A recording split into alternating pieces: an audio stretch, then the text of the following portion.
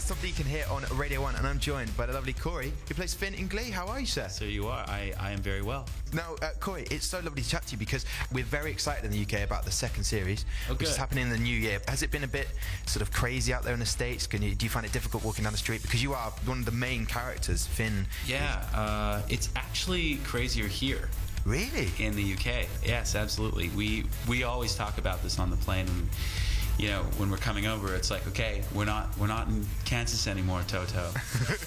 We're now off the plane in the UK, and people are big fans of the show here. And yeah, we're very aware of it. X Factor is happening. You must be pretty excited about that. That's so cool. When somebody explained to me, you know, that 16 million people watched the show the other week.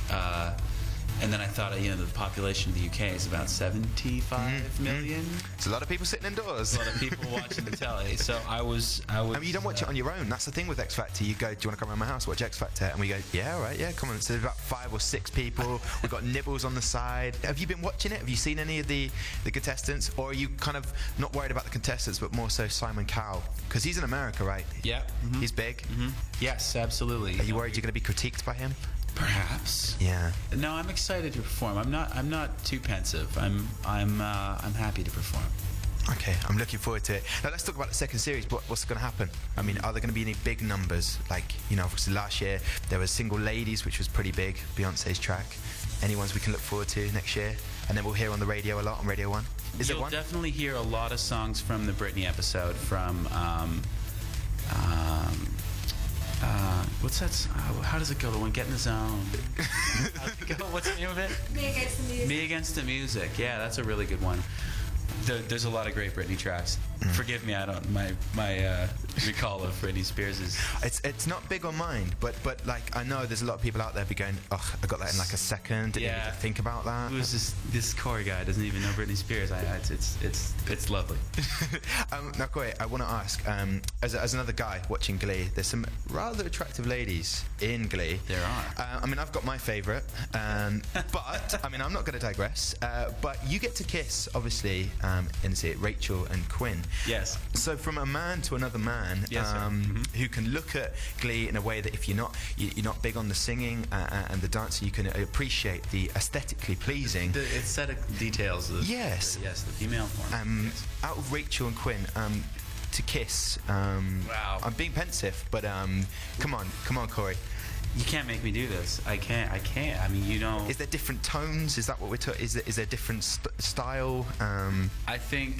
I think there's, you know, there's like a snowflake. Yes. No two are alike. Okay. 2 snowflakes, like kissing snowflakes. Like kissing snowflakes. I think that they each have their own shape and hue. Fantastic. I think we got to the bottom of that nicely. Now, Cory, Christmas is approaching fast. Are you excited? I am. I'm going to get to go home to Canada. What's a typical Christmas like for you, Cory? Typical Christmas for me is family, overeating, snowboarding. And is that the whole family? Are we talking everyone's boarding? Well, I'm going to try and get as many people snowboarding as I can safely. Yeah, because it can be dangerous. But I'm still putting it together. Ideally, though, that's you know, I'm selfish. I snowboard. I want everybody to snowboard with me. Okay, so that's Christmas done. And then next summer, you are touring Glee live. It's going to be incredible. You've done America already. Is that completely different to performing the TV show? Like, there is no safety net.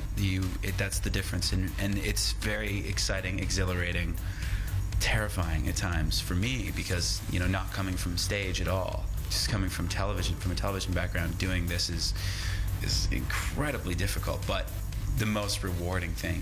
You know, and last year I feel was a really good training ground for this summer's tour, which is huge. Are you expecting the UK fans to just go crazy nuts? I mean, did the American fans go nuts for you when you were performing?